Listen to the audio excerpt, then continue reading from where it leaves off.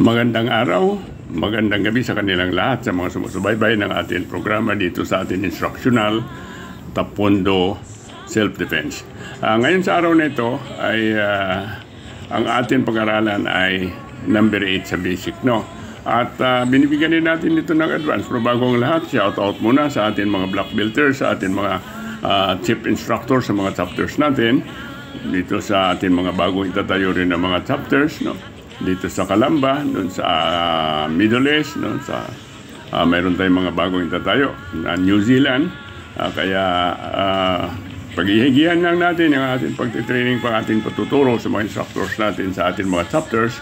Kaya sa araw na ito, ang ituturo ko po sa inyo ay ang number 8. Basic lang siya. Basic lang ito. Pero mamaya dagdagan gawin natin advance, no? May mga striking na kasi tayo pag-advance. Yung basic, grabbing ito sa number 8 para sa white belt, para sa mga bagong student natin. Titingnan ninyo, kapag gin-grab kayo, pinitsirahan kayo sa atin damit, ay kapag nakita natin galing sa harap, huwag tayo magpakapit, huwag tayo magpapitsira, atras tayo. No? Kaya pag bago makarating yan, ayan, atras tayo, hindi makakabot yan. So, ang gagawin natin, hawakan natin ang ating kanan kamay, kanyang kamao. Ayan, o, yan, o. Yan, tapos yung kaliwang kamay natin, ipitin natin siya para hindi niya mahugot. No? Yan, ang kapit natin, tingnan nyo. Madali lang ito. Tapos itaas mo yan, sabay hakbang sa harap niya, kanan paa sa harap niya. Dikit mo yung kamay sa kanyang noo para bumaluktot ang kanyang siko, ang kaliwang kamay nasa siko. Hatak ang kanan kamay pababa, tulak ang elbow para bali ang balikat niyan. Bali agad yan, sigurado. No? Pag binigla mo yan. Iyan. Yan, basic pa lang yan. Then from there, pwede mo rin tuhurin yan. Pero ang totoong laban yan ay bagsak na yan. No?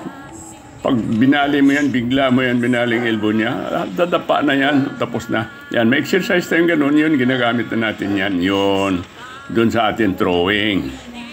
Yan po ang number 8. Ulitin ko lang, titingnan nyo ng pag-aralan nyo. Yan. Taas kamay, dikit sa noo, tulak sa elbow, pababa, bali, no, tuhod, then push forward pag hindi pa bumagsak. Yan, ganun lang siya kasimple. No?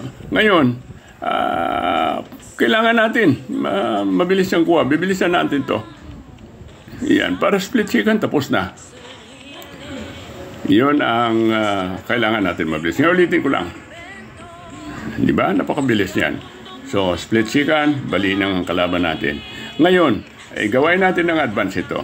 Ibig sabihin, kaya nga ginagawa natin ang advance. Halimbawa, marunong ang kalaban, medyo kumukontra, no? Kasi kung mapagbabagal-bagal kayo, kukontra talaga yan. Pwede tayo bumigay ng sipa sa kanyang groin. Pwede tayo sumukuntok sa kanyang ribs. Yan. So, may tama na sa groin, may tama pa sa ribs. May bali pa sa balikat niya.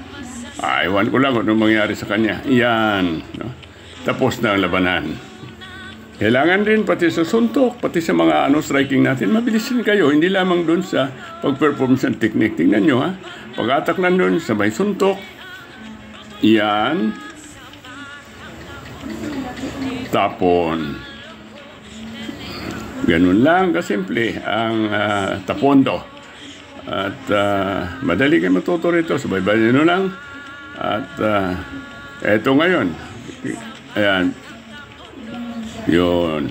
Bilisan natin. Ngayon, titingnan nyo kung anong gagawin natin dito. Kailangan ay kanina kasi nakakaliwa tayo kapag umatras ka, no? Ngayon, ang gagawin natin dito ay babaliktad din pa natin. Kanan na tayo, no? Kasi sa pag-atras natin kanina, hindi tayo makasabay ng bigay ng striking. Yan, mahirap, no? Mahirap malayo. So, ang gagawin natin dyan, kailangan, ayan, papasok tayo. Pwede tayo mag-chop. Urong lang natin ng kaunti para makita nyo. Yan. Tingnan nyo, ulitin lang natin. Pwede mag-chop sa leeg, no? Ngayon, kailangan, umabante tayo para kung gusto natin mag-strike. Sabayan natin ang grabbing niya, sabayan natin ng strike. Yan, yan. Iikutin natin para makita nyo ng maliwanag at masundan nyo. Yun kanina, dahil grabbing, hindi tayo strike, kaliwang pa ngayon. Ngayon, kanan tayo dahil papasok tayo sabay strike kasi pag umatras tayo, hindi tayo makastrike. Maliban lang pag nawakan na natin. Ayan, o, tingnan nyo. Pwede mag-chop sa liig. Pwede magsuntok sa muka. Yan, o, chopping yan sa liig. Pwede sa solar plexus. Yan po yung tapondo. Yan, kunin natin na mabilis. Kita nyo, kailangan natin mabilis. Ngayon, ito naman si GR ngayon, dahil itong tinuturuan natin, bagong student lang ito. Kaya sa kanya, basic lang, wala na pa mga striking ito. So, yung mga gustong mag-aral, mas lalo na yung mga gustong kumuha ng special skill para sa pagkapulis, para dun sa kanilang waiver sa Napolcom dahil under height sila at saka over age sila. May mga estudyante na tayo dito na kumukuha sila ng special skill. Kaya punta kayo, PM kayo sa akin para maturuan ko kayo. Yung atin naman mga ibang gustong dyan, yung mga black belt natin na medyo kinakalawang na at wala na masyadong training, no? Pasyal kayo at mag-training tayo at bigyan ko kayo ng schedule kahit na once a week, every Sunday. Okay. Yung pagkatapos natin may bawing